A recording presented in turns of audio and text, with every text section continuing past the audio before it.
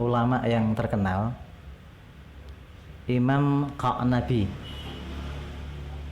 Jadi Imam Qa'nabi ini dulunya ahlul maksiat, ahlul khamr. Jadi hari-harinya diisi dengan minum khamr, nggak cuma sendirian. Beliau senantiasa ngajak teman-temannya untuk majelis khamr.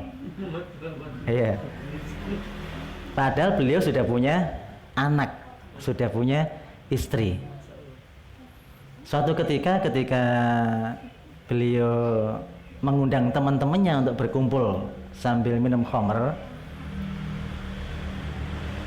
di depan rumahnya beliau nunggu teman-temannya, tiba-tiba lewat seseorang naik keledai diikuti dengan pengikut yang banyak. Dia nanya, siapa ini? Orang-orang bilang dia Imam Syu'bah.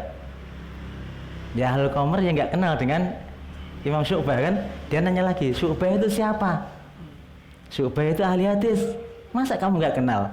Orang yang sangat populer di wilayah ini, di wilayah Basrah, ahli hadis yang sangat terkenal, muridnya banyak, masa kamu nggak kenal? Nah ini beda komunitas. Komunitas ilmu dan komunitas khamr. Ahli hadis itu apa? Kata Nabi.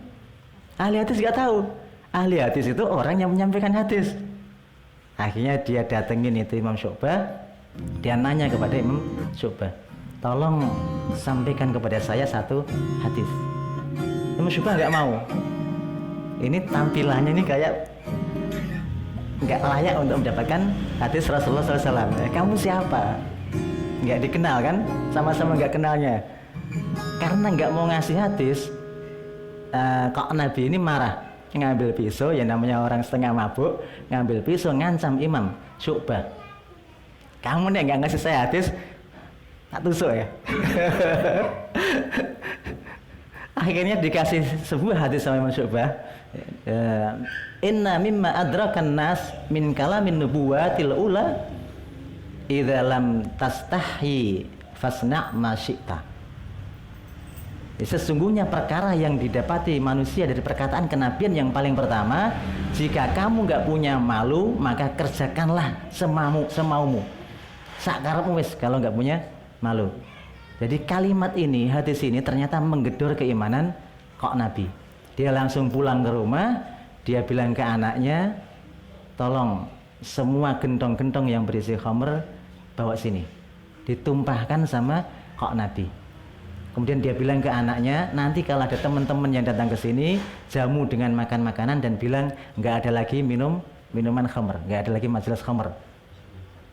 Ya, jadi satu kalimat yang menggentarkan hati.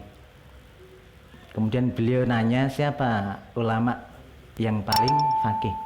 Dikasih tahu Imam Malik. Maka beliau kemudian belajar kepada Imam Malik. Nah, kok Nabi ini salah satu perawi yang terpercaya dari Imam Malik. Padahal dulunya ahlul khamr. Ya. Jadi jangan pernah di sini faedah yang bisa kita ambil, jangan pernah kita tinggalkan majelis ilmu. Kata Umar bin Khattab radhiyallahu anhu, la tufarriqu majalisil ulama. Jangan pernah kamu meninggalkan majelisnya ulama atau majelis ilmu atau majelis thalabul ilmi yang bisa mencarikan perkataan-perkataan ulama untuk bisa kita jadikan pedoman dan panduan. Karena kita nggak tahu ya, barangkali hari ini kita belum menemukan kalimat yang menggedor jiwa kita. Mungkin di pertemuan berikutnya ada kalimat yang bisa menggedor jiwa kita, menjadikan kita lebih taat sama Allah Subhanahu wa Ta'ala. Kalau belum ada, barangkali bulan depannya lagi. Jadi jangan pernah berpisah dengan majelis ilmu.